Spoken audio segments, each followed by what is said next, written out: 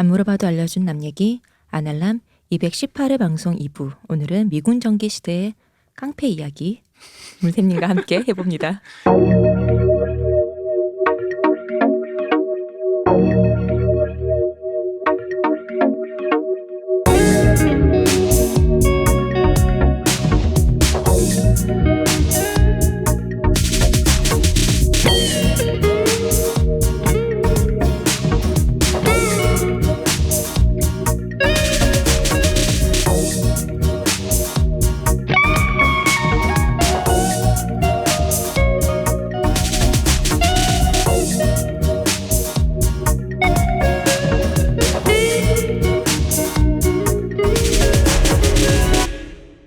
안녕하세요.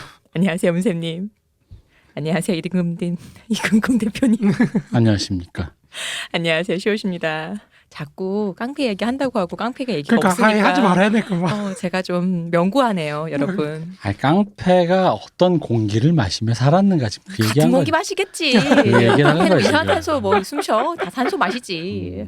그런 얘기를 이제 하려고 하는 거죠.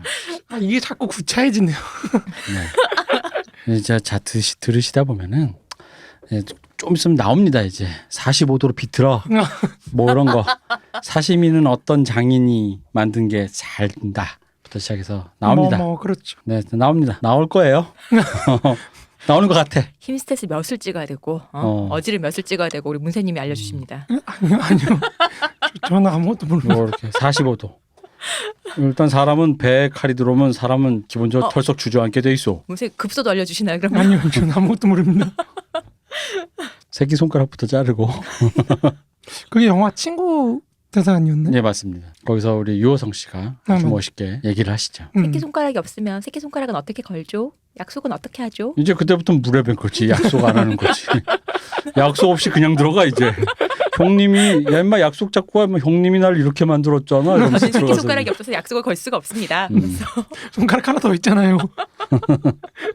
뻑큐요.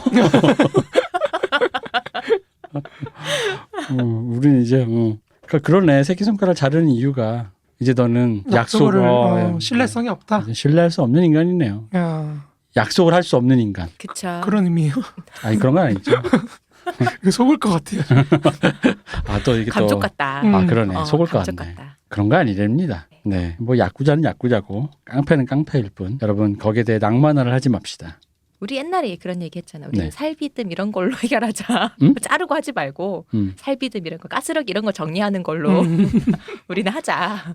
유하게. 갑자기 네. 또 그 얘기하니까 살점 얘기하니까 살비듬 말고 물론. 가스력이 정리. 그러니까 그게 참 뭐랄까 되게 소프트하다 느끼는 게 불과 10년 전 구동방신기 시절 사생패는 살점을 가져가겠다며 칼을 들고 덤벼들었던 사생팬도 있었지요. 그런 일이 있었어요? 아유, 여러분들은 뭐 피 묻은 생리대 정도만 그쵸. 보통 외부에 공개돼서 아시겠지만 숙소에 몰래 침입해 화장실에 몰카를 설치하거나 뭐 팬이요? 팬이요? 사생팬. 우리가 알고 있는 그 특히 구동방 5인 5방신기 그러니까 구동방신기 시절에 그때 사생팬은 정말 그러니까 그때 옛날에 왜 윤호연 씨인가 뭐 영웅재중 씨인가 누가 되게 팬한테 막말한다고 뭐 이렇게 녹취록 나는데 그 막말의 대상자가 바로 이런 사람 아주 심각한 사생팬이었다고 아주 하셨어요. 심각한. 근데 이 심각한 봤자 팬인데 그러면 돼라는 게 일반인들은 그거거든요. 야 아무리 심각해봤자 여자애들이고 팬인데 바로 그분들이 어떤 분이냐 방금 말한 칼을 들고 살점을 얻어가겠다며 너무 무섭다. 달려들고 진짜 무섭다. 집에 왔더니 화장실에 몰카가 설치돼 있고 심지어는 친구랑 만나러 간 자리에 이 사람을 떠나려고 하니까 떠나지 못하게 하려고 차를 들이받아. 차를 들이받아. 그거 약간 미저리 아닌가요? 그렇죠. 네, 예, 그쪽이죠. 그렇죠. 네. 뭐 이제 뭐 그런 엄청난. 그러니까 지금의 3세대 아이돌의 그 팬들의 그 일종의 신사협정 같은 거 있잖아요. 그리고 사생 팬들 사람 취급도 안 하고 엄청 뭐라고 하는 이유가 다 근원이 있습니다. 야만의 시대가 있었기 때문에 네. 근데 의외로 정치인 팬덤은 그런 게 없네요. 이제 이 사람들도 제가 봤을 때는 정리되는 때가 오겠죠. 정리된 때가 오겠죠. 이게 이제 그 옛날 유구합니다. H.O.T 때부터 저는 실제로 H.O.T 팬들에게 때문에 많은 고통을 겪었어요. 많은 고통을 겪었어요. 우리 빙글. 네. 그러니까 그렇죠? 같은 팬덤이라도 정치인들은 뭐 이렇게 뭐 사생이라고 할 건 없잖아요. 좀 아니, 다른 문화인 건가요? 아니죠. 백색 테러가 결국 사생팬인 거죠. 우리 누구를 위해서 저놈을 뭐 표적 좌표 찍고 뭐 하고 뭐 다 그거죠 뭐. 그것도 사생이랑 똑같은 거. 단지 이제 우리 내 새끼에게 달려들진 않겠죠. 근데 아마 개 중에 있을걸요? 그런 사람 분명히 있을 거예요. 뭐 문재인 대통령 너무 좋아가지고 문재인 대통령한테 막 갑자기 막 달려들고 막 청와대로 막. 뭐 그렇죠. 그 마이클 잭슨 콘서트에서 그 우리나라 콘서트 때도 갑자기 무대 위로 올라간 그 위험한 크레인인데 거기로 올라간 그 청년. 그래서 노래 끝날 때까지 되게 위험했는데 그 청년 안고 마이클 잭슨 노래를 끝까지 불렀잖아요. 그러고 나서 그 친구는 경호원에게 끌려가서 어딘가로. 집으로 가셨겠죠. 네. 뭐 많이 맞았다는 일설에 의하면 얘기가 있었는데 어쨌든 간에 사생팬은 무섭습니다. 무섭네요 생각보다. 한국의 사생팬의 역사는 뭐 그렇게 치면 솔직히 조디 포스터 사생팬 최고지 뭐. 그치, 맞아. 대통령을 암살하려고 그랬는데 그래요? 네. 조디 포스터가 내 그걸 알게 하기 위해서 레이건 나라는 대통령 사람을 알게 하기 위해서. 레이건 대통령 암살하려고 하다가 잡혔어요. 역시 천조국은 또 사스가 스케일이 달라. 역시. 옛날에 신성호 씨도 집에 갔더니 알몸에 여자가 앉아있더라 거실에 뭐 이런 얘기도 있었고. 이현유 씨는 제가 알고 10몇 년 동안 자다가 일어나면 자기 방에서 텔레비전을 보고 있는 여자가 어머. 늘. 그런 얘기. 15년이요? 네. 뭐 그리고 전화번호를 아무리 바꿔도 알아내서 전화가 오고. 전화 오는 무서워. 거 정도가 아니라 전화를 복제해서 도청하고 있어. 24시간. 이거 역시 무서운 시대요. 네. 그러니까 뭐 팬덤에 대해서 뭐 이렇게 했는데 그래봤자 뭐 어린 여자애들 아니냐. 뭐 저도 그렇게 생각하고 있었거든요. 네. 그래봤자 뭐 그러면 안 되는 거 아니냐. 이 대표 네가 뭐 H.O.T 팬들한테 뭐 얼마나 뭐 그래봤자 걔들보다 키도 크고 아닙니다. 진짜 무서워요. 무력은 약할 듯. 무력은 여자애들이 10명이 둘러싸봐요. 진짜 무서워. 진짜 무서워요. 그걸 뭐 어떻게 해 그거를. 아유 예. 자, 식민지기 얘기 네. 잘 들었습니다. 이제 그렇죠. 저는- 식민지기에 팬덤이 있었나요? 식민지 아이돌의 이거 뭐랄까 미군정화라고 해야 되나? 하여간 그 시절 여명기를 봤다. 우리도 미군 그때 정기 시대를 볼까요? 자 이제 우리도 그러면 미군정기에 대해서 정기를 여명기 받아볼까요? 네 정기를 받아봅시다. 미군의 정기를. 이거 안 되는데.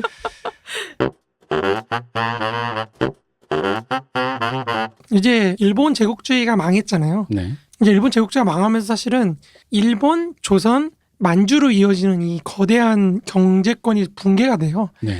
당시 조선이 이제 해외 어떤 수출 의존도라고 하면은 대외 경제 의존도라고 하면 지금 한국이 100% 넘었죠. 네. 근데 당시 조선이 한 56%로 상당히 높은 수준이거든요. 그러니까 지금도 사실 그런 50% 넘는 국가들이 그렇게 많지가 않아요. 네. 예상 외로 대부분 내수로 굴러가는 건데 한국은 워낙에 대외 의존도가 높다 보니까 뭐 그때도 높았고 지금도 높은 거죠. 근데 이 무역의 거의 95% 이상은 일본하고 했던 무역들이거든요. 그 내용이.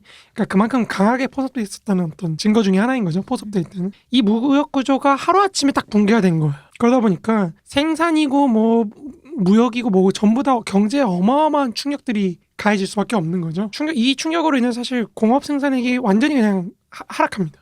1944년에 광공업 생산액이 1,154억 원 정도 수준이었는데 1946년에 광공업 생산액은 430억이. 그러니까 절반 이하로 줄어버린 거죠. 그러니까 44년에 한 37% 정도? 그 정도로 줄어버립니다. 그거는 44년에는 일본군들이 채찍으로 잠도 안 재우고 하니까 그렇게 된 거고 재울 거 재우고 주 4일. 주 4일은 아니 사람이 사람답게 좀 살도록 하니. 그러니 이제 이렇게 표준 산출량으로 그치. 나왔다. 수렴했다. 44년에는 우리를 고혈을 쥐어짜서. 그렇다고 하죠. 네. 표준 산출량은 원래 이랬었다. 사람이 산출하는 건 430억이었는데 안 재우고 하다 보니 1150. 이게 맞네요. 이상한데. 그랬다. 원래 44년이 붕괴하고 있던 시점이에요. 네. 미국이 그 항공기로 폭격하기 시작하면서요. 네. 일본에서 이제 배가 이동을 못해요.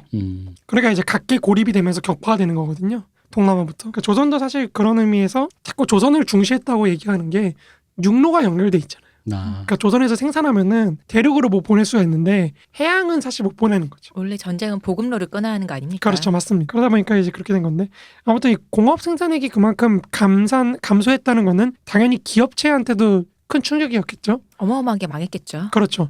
그래서 미 군정부 노동부 조사에 의하면 46년 11월에 5인 이상의 종업원을 거느린 사업체는 5,249개예요. 네. 그러니까 뭐 많다고 하면 또 많다고 할 수도 있는데 이게 1944년에 6월 조사에서는 9,323개거든요. 그러니까 44% 정도 줄어든 거죠. 그게 이게 또 블랙 기업들 그렇죠. 망해야만 하는 기업들을 아니, 정리한 그 어떤 그런 결과다. 뭐 그렇다고 하죠. 네. 착취하고 있었던. 그 사업체가 줄어드니까 종업원 수도 30만 명에서 12만 명으로 줄어들어요. 그러니까 완전히 폭락한 거죠. 거의 60%가 하락을 합니다. 모두가 정규직이 될 수는 없습니다. 받아들이세요. 30만을 다 정규직으로 받기에는 원래 정규직이었어요. 힘들었겠죠. 뭐 12만 그렇죠. 명으로 어떻게 쇼부를 봤다. 이제 앞에 우리가 봤던 그 한 200만 명 정도 규모의 노동자들이 실직을 하게 된 거예요. 그렇죠. 그러니까 당시 1946년에 11월 달 조사로는 110만 명 정도래요. 실업자가. 굉장하네. 굉장하죠. 그러니까 200만 명 규모에서 110만 명이 실업자면은 사실 뭐 일자리를 거의 못 가지고 있다는 말인 거죠. 대구시 인구보다 더 많은 사람들이. 그렇죠, 그렇죠. 네. 근데 이것도 사실 좀 통계가 축소됐다고 파악이 돼요. 그러니까 아마 더 됐을 거라고 그렇겠죠. 그죠. 왜냐하면 실업을 파악하는 게 단순히 실업이 아니라 실업의 의지, 구직 포기자, 그렇죠. 실업을 그러니까 지금 취업을 계속 하고 있는 사람 이게 양태가 다 다르더라고요. 이거를 어디에서 실업으로 그러니까 포함을 어디부터 시키느냐. 볼 것인지. 왜냐하면 백수는 백수인데 구직을 포기한 채 아예 백수인 사람. 흔히 말 히키코모리는 요즘 제가 알기로 우리나라에서는 실업 통계 안 넣거든요. 이제 그런 식으로 하면 이게 통계가 왔다 갔다 할 거예요. 아마 그렇죠, 이 당시에도. 그렇죠. 예. 그러니까 이 110만 명을 좀 쪼개보면은 이제 전쟁이나 뭐 이런 재난 전적으로 때문에 인한 재해 그렇죠, 같은. 그렇죠. 그런 걸로 한 무직 실업자가 한 63만 명 정도. 그러니까 57.8% 정도라고 하거든요. 근데 요게 아마 북한에서 내려온 사람들 네. 규모였을 거로 생각되는데 이게 월남한 사람들이 사실 비공식적인 통로로 내려오다 보니까 도망가는 거잖아요. 네. 북쪽에서 내려오는 거다 보니까 이것도 아마 한 정확한 통계가 아닐 것이다. 그렇죠. 한 80만, 90만 정도 되지 않을까 싶은데 그건 또 좀 애매한 거죠. 그리고 이제 기업의 도태 내지 조업 단축으로 인한 실업자가 이제 46만 명 정도인데 이것도 아까 말씀드렸다시피 줄어진 것이 아닐까. 네, 한 2배 정도는 되지 않을까 그렇게 생각을 좀 해봅니다. 이때 우리 하는 얘기 보면은 거지가 지천에 깔려 있었다는데. 네네, 그럴 수밖에 없죠. 아까 말했듯이 농촌은 그렇게 공출해가지고 막 난리 났지. 그렇죠. 기업은 또 뭐 쓰러지기 시작하죠. 뭐 이러니까 엄청나게 많은 lumpen 프롤레타리아트, 소위 말해 실업자나 이런 사람들이 축적이 되기 시작하는 거죠. 네. 근데 여기서 약간 이거를 룸펜이라고 할 때 우리가 좀 애매한 게 이게 정상적인 자본주의가 굴러가면서 생긴 룸펜이 아니거든요. 경제가 붕괴해서 생긴 일시적인 어떤 룸펜이다 보니까 이게 조금 룸펜이라고 하기 좀 애매한 지점이 좀 있어요. 그러니까 예를 들어서 우리가 성매매 판매자라 그랬을 때 일반적인 경우 사실 지금 우리 자본주의 굴러가는 것처럼 이런 경기 변동이나 이런 거에서 실업자가 생기고 그 실업자들의 일부가 이제 룸펜으로 전락하면서 이제 그쪽으로 가는 건데 이때는 사실 이제 공창제가 폐지가 됐잖아요. 공창제가 폐지가 돼요. 네네. 네. 그 해방 이후에 미군정이 제일 먼저 식민지 유산 없앤다고 한 것 중에 하나가 공창제 폐지입니다. 그러다 보니까 공창제는 폐지되긴 했는데 사실 사창제는 계속 지속이 되거든요. 그러다 보니까 이 사창제가 그럼 뭘로 먹고 살았냐라고 할 때는 미군이 이제 성매매를 그렇게 그죠. 동두천, 의정부 많이 하다 보니까 거기를 중심으로 이제 기존의 사창들이 이제 가서 몰려서 뭐 기지촌이나 이런 게 생겨나다 보니까 우리 옛날에 얘기했던 양공주들. 그렇죠. 이거는 근데 엄밀히 말하면 사실 시장경제에서 나오는 수요로 하는 거라기보다는 이제 군대라는 형태의 국가적인 수요의 창출로 인해서 나타나는 거기 때문에 요거는 조금 좀 애매한 측면이 있습니다. 그렇지만 어쨌든 뭐 그것도 이긴 룸펜이니까 네. 룸펜이라고 한다면 실제로는 룸펜이 굉장히 많이 급격하게 증가하면서 프롤레타리아트와 룸펜이라는 분화가 나타나기 시작했다는 거죠. 이 분화가 사실은 이 룸펜 계급을 이용해서 프롤레타리아트를 억압할 수 있는 기반이 되는 거죠.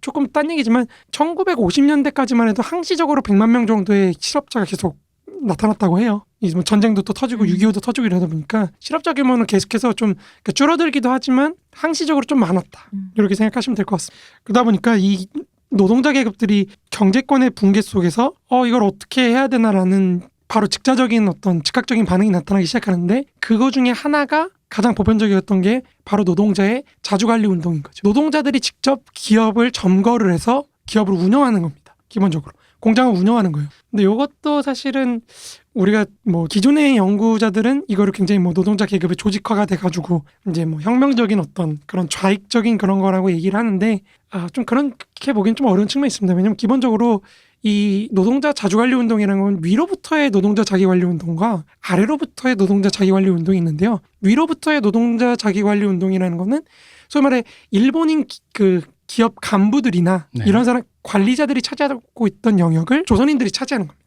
그러니까 내가 조선인 관리자였는데 승진을 못했어요. 일본인 때문에.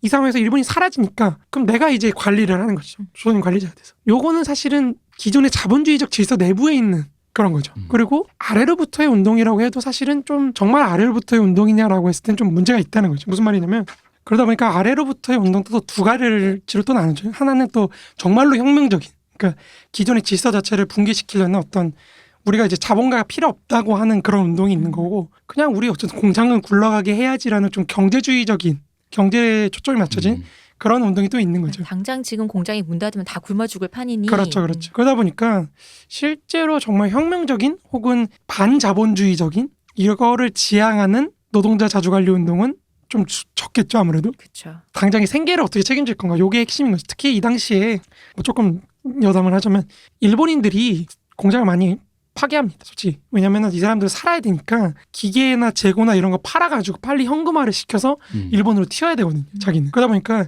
그거를 막 가져가니까 조선인들이 이건 안 된다, 저거는 우리 조선인 재산이다라는 인식을 갖고 있었던 거죠. 우리가 어제 방송에서 말씀드렸던 것처럼 이거는 조선인의 자산. 왜? 식민지배 우리 피해자 그거기 때문에 이건 조선이 지켜야 된다 해가지고 가가지고 지켰던 게 좀 있습니다. 그러니까 그런 의미에서 어느 정도 약간 식민주의를 청산하는 그런 의미도 있었던 거죠. 그리고 더 나아가서 이제 그 기업체들이라 그럴 때 사실 조선인들 기업체들도 거기 있었잖아요. 점거하는 게 있습니다. 네. 무슨 말이냐면 조선인들 특히 지주 계급들, 제가 옛날에 말씀드린 것 같은데 조선인 지주들이 가장 많이 투자했던 게 주식입니다. 네. 그 주식을 엄청 투자하다 보니까 이 사람들이 주주로서 기업체를 인수하려고 많이 노력을 해요.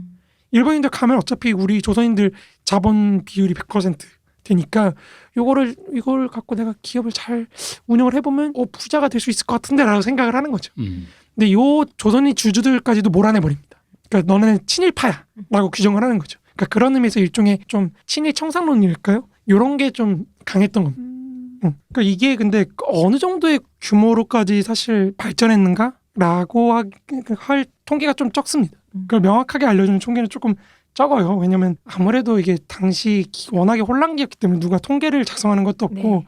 사실 국민 통계가 그 국민소득 추계나 뭐 이런 거 작성되는 게 1953년부터입니다. 그러니까 전쟁 이후부터이기 때문에 이 당시 기록들이 좀 없는데 한 기록에 의하면은 이제 45년 11월 4일 현재에는 16개 노조에 산별 노조에 728개의 공장관리위원회가 구성돼 있었고, 여기에 조합원으로 들어가 있던 노동자 숫자가 한 8만 8천 명 정도라고 합니다. 그러면 이제 식민지기 때 형성된 200만 명 정도에서 110만 반이니까 이제 우리 분단이 됐잖아요. 네. 반으로 하면은 한 100만 명? 거기서 이제 실업자 수 좀 빼면은 이 실업자가 110만 명인데. 초과하는데 아무튼 그렇게 하면은 한 이 정도 비율 정도 될 것 같아요. 그러니까 요게 조금 애매한 측면이 있는 거예요. 우리 뒤에서 또 얘기하겠지만 왜냐면 그 전평, 그러니까 여기서 이제 노동자 자주관리 운동을 했던 기업들이 모여가지고 전평이라는 조직을 만듭니다. 그 전평이라는 조직이 조선노동조합 전국평의회라는 조직을 만들거든요. 여기 이제 1194개 단위의 노동조합들이 이제 1945년 11월 1일에서 4일 무렵에 모여가지고 이제 11월 5일쯤에 조선노동조합 전국평의회, 평의회라는 말이 이제 소비에트란 말입니다. 네. 번역하면은. 그러니까 그 소련의 소비에트 그런 거죠. 그러니까 이게 웃긴 게요. 기본적으로 이런 정치적인 혼란기, 국가 붕괴되고 이럴 때요, 이런 형태의 조합들이 굉장히 많이 나타나요. 러시아도 사실 이런 거거든요. 그러니까 우리가 이 사람들이 무조건 공산주의자다 그런 게 아니고 자동적으로 산업을 보호하기 위해서 나타나는 흐름입니다. 그러다 보니 어쨌든 이거를 줄여서 전평이라 그러는데, 이 전평이 조직이 되는 거죠. 이 전평은 사실 확실히 공산주의자들이 장악하고 있었어요.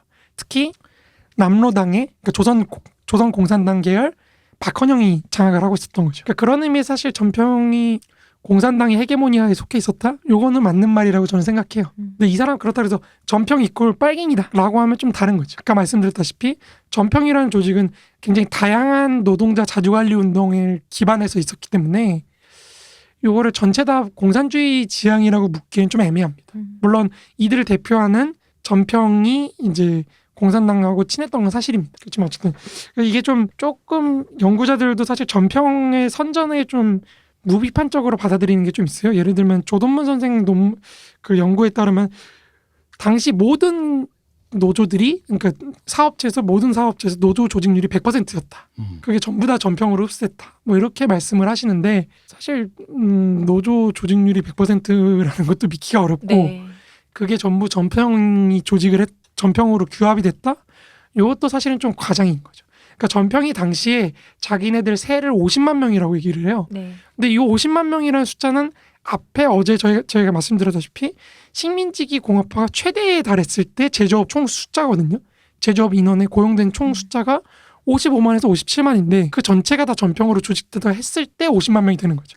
뭔가 이 소련의 어떤 느낌적 느낌을 향유하기 위한 희망적 사고처럼 느껴지네요. 그렇죠. 예. 그렇게 얘기해야 사실은 자기가 대표성을 갖는다고 생각을 그렇죠. 한 거니까. 인원이 이렇게 많다라고 해야지 우리가 대표한다라고 할 수 있잖아요. 그렇죠. 그래서 제가 볼 때는 뭐 그 8만 8천 명 조합원이라는 게 제일 정확한 것 같아요. 그러면 이제 남한 3천만에서 8만 명 정도면 좀 대표성을 갖는다고 보긴 좀 어렵지만 어쨌든 당시에 유일하게 노동자를 대표한다고 할 수 있는 조직은 전평밖에 없었다. 뭐 그거는 뭐 연구자들이 모두 다 공언하는 거기 때문에 아무튼 이런 전국적인 규모의 계급적 대표성과 영향력 그리고 대중 동원력 요걸 갖고 있다는 게 핵심인 거죠. 어느 뭘 했을 때 대표성 뭐 다 좋은데 더 중요한 건 사실 얼마나 모이냐. 요게 제일 중요한. 그러니까 당시 미군정이 제일 당황했던 게 뭐냐면요. 노동자들이 왜 이렇게 정치 지향적이지? 한국의 조선의 노동자들은 네. 요거에 굉장히 당황. 왜냐면 미군정이 생각했을 때 정상적인 노조라는 거는 경제적인 이해관계를 갖고 투쟁을 하는 거예요. 얘네는 경제적인 얘기는 하나도 안 해. 전부 다 지금 뭐 공산당이 집권 통일을 시켜야 된다. 뭘 해야 된다. 노동조합에서 그런 얘기를 한다. 네. 그런 얘기를 하니까 미국이 볼 때는 이게 굉장히 부정적인 거죠. 소위 말해 미국식 노조라는 이념에 맞지 않는 시스템을 만난 거예요. 이 사람들이. 그러다 보니까 미군정 인사들은 어떻게든지 일단은 노조를 분쇄를 해야겠다고 점점 생각하게 됩니다. 말이 노조지 다 빨갱이 아니냐라고 그렇죠. 생각하는 거죠. 특히 내부에 사실은 당시 미군정이 실무를 맡았던 게 한민당 계열이거든요. 이 한민당 계열들이 볼 때 이 노조가 굉장히 안 좋을 수밖에 없는 게 노동자 자주관리 운동이랑 기본적으로 아까 말씀드렸다시피 조선인 기업체도 뺏는 거거든요. 네. 그러다 보니까 거기에 당연히 불만을 가질 수밖에 없는 거죠. 우리 어제 얘기했듯이 한민당은 지주들 출신으로 모인 그렇죠. 곳이니까요. 근데 그것도 요즘에 또 최근 연구 유상현 교수나 이런 사람들 연구에 따르면은 한민당의 내부에서 친일 경력자들 비중이 한 30%였다고 해요. 근데 공산당도 그 정도였다고 하더라고요. 그러니까 별반 차이 없는 거 아니냐라고 얘기를 하는데 이거는 사실은 친일 경력자를 어떻게 규정하느냐에 따라서 네. 정말 달라지겠죠. 실업자를 어떻게 규정하느냐처럼. 그렇죠. 네. 그러니까 당대 사람들이 어떻게 인식했다가 사실 제일 중요한 거라고 저는 생각하거든요. 우리가 지금도 마찬가지로 우리가 지금 친일파를 어떻게 규정을 해가지고 친일 인명사전에 등록한다? 뭐 그 좋은 작업이긴 한데 사실 당대인의 그 감각을 우리가 그대로 따라할 수는 없거든요. 그건 굉장히 정치적인 판단이기 때문에 그러니까 친일 청산도 그때 못하면 사실 그 이후로는 하기가 힘든 게 그런 이유인 거죠. 그렇습니다. 뭐 어쨌든 그 미군정이 볼 때 사실 이런 정치 지향적인 전평의 영향력을 어떻게든 사실 정치 지향적인 거 없애는 경제적인 조직으로만 순치를 시키려고 지금 우리가 생각하는 노조로 만들려고. 그렇죠. 우리도 지금 사실 그렇잖아요. 왜 노조가 정부에 반대하는 시위를 하냐 뭐 이런 얘기 많이 하잖아요. 지금도. 그러니까 이때도 비슷했던 거죠. 근데 이게 조금 딴 얘기인데 이게 약간 고민이 되는 게 당시 미국은 뉴딜을 겪었던 사람들이거든요. 이 사람들은. 네. 그러니까 뉴딜은 사실 아시다시피 노동자의 그 어떤 대표성을 굉장히 강화시켜준 정책이거든요. 네. 정치적으로. 그러니까 노동자들을 자유시장 경제라는 걸 분쇄를 하고 노동자들한테 좀 더 많은 권리를 준 개혁인데 그 미국에서 파견된 미군정 사람들이 노조에 대해서 상당히 정치적으로 비판을 한다는 거는 조금 좀 더 연구를 해봐야 될 주제가 아닌가. 저는 개인적으로 그렇게 생각합니다. 그러니까 이거는 이승만이 뉴딜로부터 뭘 받느냐라는 것도 굉장히 중요한 주제라고 생각하거든요. 그러니까 이승만이 갖고 있는 어떤 권위주의적인 통치가 사실은 뉴딜하고도 좀 연결돼 있지 않은가. 그런 생각을 좀 해요. 그러니까 재밌는 거는 이제 뭐 뒤에서도 얘기하지만 뉴딜이라는 건 결국에는 어쨌든 노동자를 좀 더 체제 내화시키는 작업이기 때문에 약간 그런 의미에서 이승만이 볼 때 공산주의라는 건 체제를 뛰쳐나가는 거기 때문에 이 사람이 공산주의에 더 비판적이지 않았나. 그러니까 그런 당시 이승만은 뉴딜에 대해서 어떻게 생각했는지에 대해서는 잘 모르겠습니다. 그거는 좀 연구를 좀 해봐야 될 것 같고. 근데 어쨌든 미군정이 자본주의 체제를 기본적으로 유지하고 지속시키려는 입장이었기 때문에 이 노동자의 자주관리 운동에 의해서 사업체라든지 아니면 뭐 당시 노동시장이라든지 이런 게 공산당 계열과 연결돼 있는 전평에 의해서 장악돼 있다? 요거는 사실 굉장히 위험하다는 거죠. 그러니까 어떻게든지 좀 타협할 상황은 좀 아니었다고 저는 개인적으로 생각을 해요. 그 의미에 대해서 제가 끝날 때 좀 다시 한번 말씀드리겠지만 네. 그러다 보니까 뭐 이 미군정은 사실 얘네를 제압을 하기 위해서 우익 청년단이라든지 우익 폭력단이라든지 이런 사람들이 이제 동원을 하는 거죠. 깡패들을 동원하는 거죠. 그렇죠. 깡패를 동원하는. 청년이랍니다. 청년. 왜였습니까? 작년은 깡패도 못해. 작년은 건달. 이제 그러면 노동시장을 개혁해야 된다는 건 알겠어요. 네. 그럼 당시에 자본시장을 보면은 자본시장은 기본적으로 이제 미군정이 귀속 사업체를 다 갖고 있기 때문에 네. 사실 여기서는 뭐 개혁이고 할 거 말 거 없고 이건 이제 미군정이 기본적으로 공언을 해요. 이거는 해방 한국 정부가 생기고 난 다음에 거기서 처리하게 하겠다. 그러니까 왜 그렇게 되냐면 토지 시장에서 사실 대표를 하고 있는 게 누구라 그랬죠? 지주들요. 그렇죠. 지주계급.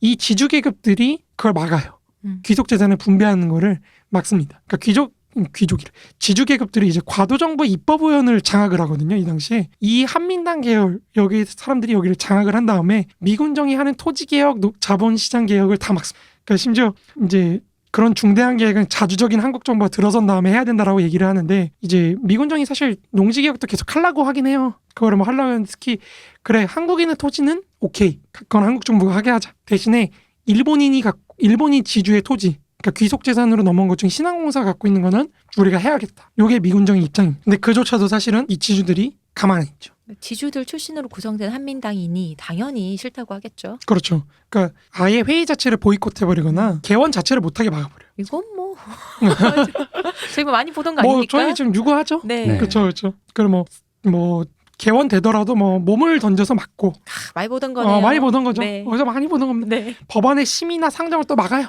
유구하게 보고 유구하죠. 하던 거군요. 뭐 네. 날치기 맞고 날치기 하려 그러고 뭐 별짓을 다 합니다 이 사람들이. 그래서 미군정이 농지개혁안을 사실 통과를 시키긴 하는데 언제 시키냐면은 48년 3월 이때가 뭐냐면요 이미 대한민국 정부가 구성되기 직전이라 가지고 과도 입법 의원이 없어집니다.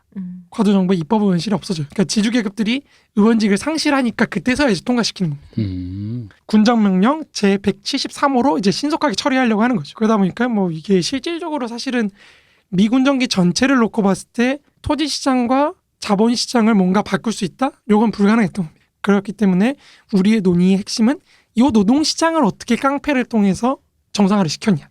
요걸로 초점이 맞춰진다는 거죠. 그럼 노동개혁이라는 거 다시 말해서 노동자들의 자주관리 운동을 격파하고 정치 세력으로서의 좌파를 어떻게 제거할 것이냐가 이제 한민당과 미군정의 기본적인 지향점이 된다는 거죠.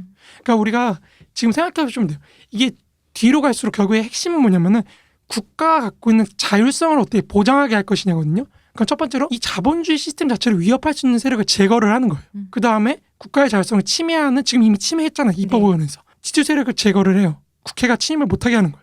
그 다음에 행정부에서 행정부를 침입할 수 있는 선거 대중동원을 가능하게 하는 족청계나 이런 애들 제거를 하는 거예요. 그러면은 이제 나머지는 행정부 자체밖에 없는 거죠. 그럼 이제 행정부가 근대국가로서 기능을 하게 하려면 마지막으로 요 행정부의 가장 윗대가리를 차지하고 있는 이승만 요 사람만 사라지면은 근대국가 관료제로서 자동적으로 돌아가게 됩니다. 그러니까 이제 그거를 만들어내는 게 앞으로의 스토리. 그러니까 앞서 말씀드렸다시피 이제 미군정의 노동 정책은 기본적으로 미국식 노조를 어떻게 정착을 시킬 건가. 회사가 의료보험 주고. 그렇죠. 뭐 그런 요새 그런 건데 사실 지주계급이 또 그걸 바라지 않습니다. 그러니까 경성방직이나 이런 걸 뺏겨버리니까 그러니까 특히 한민당의 영수였던 인촌 김성수가 이제 경성방직을 뺏겨요. 이 동생인 김현수가 조선 귀족이라고 불렸던 김현수가 이제 경성방직을 경영하고 있었는데 이게 해방되고 나서부터 이제 사실 경성방직 그룹이 그 일제가 패망하면서 네. 만주에 투자했던 걸 전체를 잃어버립니다. 그러니까 이미 기업이 굉장히 큰 타격을 입었는데 노동자들이 와가지고 7개 조의 요구사항을 말하는 거죠. 생활비 주고 뭐 이래라 뭐 이러니까 김현수가 거절을 합니다. 그랬더니 이제 노동자들이 무장을 전평에 했어요. 의해서 그렇죠. 된 거죠. 전평 전부터. 좀 전부터. 자동적으로 그렇게 일어난 거죠. 자연적으로. 그래서 경성방직을 뺏겨버리니까 이 사람들은 이제 자기 예를 들면 우리 그룹으로 치면 삼성에서 삼성전자를 뺏긴 거나 다름없습니다. 그러다 보니까 당연히 그걸 찾으려고 하겠죠. 그렇죠. 그건 이제 뒤에 말씀드리겠습니다. 그러니까 이때 이제 지주계급이나 이런 사람들이 그러니까 국가가 사실 직접 나서면 제일 편해요. 이거 빨갱이니까 없애버리겠다라고 하면 제일 편한데 이게 사실 미국 워싱턴에서부터 벌써 비판이 막 들어오거든요. 미군정이 너무 지금 전평을 공격적으로 한다. 그러니까 뭐라고 하냐면 노동조합이 정당화를 얻을 수 있는 노동조합을 탄압하는 것, 뭐 이런 얘기를 하거든요. 그 정당화를 시켜주고 있다고 비판을 한 거죠. 그러다 보니까 그 미군정 입장에서 빨리 사적 폭력을 동원해서 어떻게든지 이걸 없애야겠다라고 생각을 한 겁니다. 그러니까 노동조합 자체가 본인들의 근거를 마련할 수 있도록 탄압을 하니까 그렇죠. 근거를 마련해주고 있다. 그렇죠. 그러면 이제 그 전에 살짝 한번 그런 폭력배가 이 해방 전후를 기점으로 어떻게 분화하게 됐는지 우리가 지난 방송인가요? 그때 이제 반도 의형 정신대로 하나로 네. 뭉쳤다고 말씀드렸거든요. 네네. 근데 요게 해방되고 나서 쫙 갈라지기 시작합니다. 세분화되었나요? 그렇죠. 세분화되기 시작하죠. 그러니까 해방 직후부터 사실 미 군정기까지의 정치사를 한마디로 요약을 하자면 정부 수립 이전까지의 그 정치사를 한마디로 요약하자면은 다양한 정치 세력들이 새로운 국가 형성을 목표로 삼아서 정치 투쟁을 하던 그런 굉장한 과도기 혼란기라고 할 수 있습니다. 우리 알고 있잖아요. 이거는 그렇죠. 각종 본인들의 그런 정치적으로 다 이념이 다른 사람들이 모여서 본인들이 그걸 잡고자 그렇죠. 그 정말 혼투였잖아요. 그 그렇죠. 당시가. 그렇죠. 그러니까 여기에 이제 뭐 이승만, 김구, 김규식, 여운형 뭐 이런 사람 수많은 사람들이 있는데 이 사람들 각각이 다 자기 지지 세력들이 다 있는 거예요. 네. 정치 세력 밑에 정치 조직이 있고 그 조직 밑에 이제 깡패들이 들어서는 겁니다. 그러니까 요 위계 질서가 이제 서로 전쟁을 하는 거죠. 각자가. 이때 이 폭력배들이 넘쳐나는 실업자, 룸펜 뭐 이런 것들이 동원이 되는 겁니다. 그러니까 친일파의 배격을 가장 강력하게 주장하는 사실 쪽은 좌파입니다. 이 사람들 공산당 그 투쟁 경력이 있다 보니까 너네 다 친일이야라고 얘기할 수 있는 어떤 명분을 지니고 있는 거죠.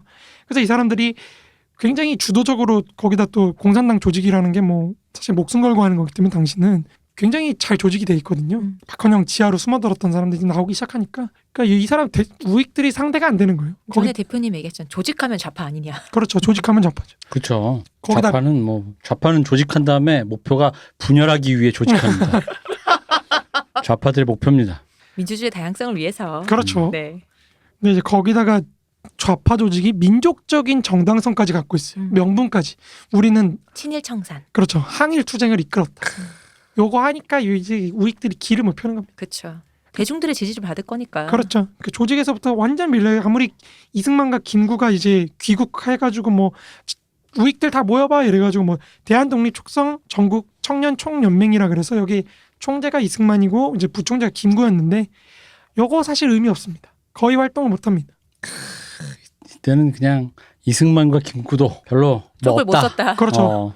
이승만 같은 경우 특히 혈혈단신으로 온 사람이기 때문에 뭐 집에 사람이 없으니. 그렇죠. 사람이 없죠. 그러다 보니까 좌익들은 사실 건준위도 세우고 정말 조선인민공화국이라고 하는 국가 자체도 한번 세워본 경험이 있는 사람들이다 보니까 조직력에선 사실 말도 안 되죠.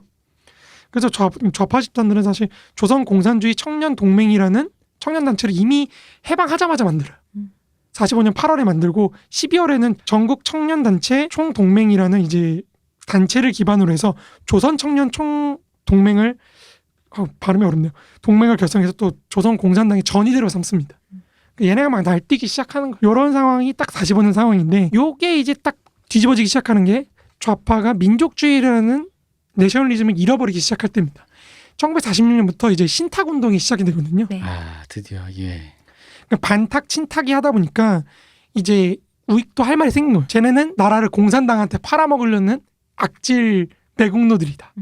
이렇게 돼버리기 시작하니까 좌파 집단들이 세를 좀 잃기 시작합니다. 그리고 우익들이 이제 조금 뭐 할 만 해보는 거죠. 그래서 뭐 46년 3월 4월부터 엄청 또 많이 만들어요. 대한민주청년동맹, 뭐 서북청년회 이런 거의 전신이었던 한북청년회, 평안청년회, 황해청년회 그리고 이제 국청이라 그래서 대한독립촉성국민회 청년대. 국청 막 발음도 어렵네. 뭐 이런 걸 만들면서 막 세력을 확장하기 시작합니다. 말씀하세요. 아 아닙니다. 젊었던 시절이 갑자기 떠오르면서 그랬지. 여기저기 몸담았을 때요. 그랬죠. 뭐 있나 해가지고 이때 느꼈던 거를 제가 하루키라는 필명으로 써서 그래봤자 좌파놈들 여대생들 치마 속에 손이나 집어넣으려고 하는 놈들이지라고 그렇게 제가 발표했었던 조작된 기억이 있네요. 요게 근데 신탁 통치에 대해서 사실 우익들이 뭐 동아일보 오보도 있잖아요. 네. 그런 것도 있고. 근데 요 신탁 통치가 사실 왜 만들어진 거냐면은 루즈벨트가 볼 때 이제 세계를 이끄는 체제라고 하는 게 딱 세 개거든요.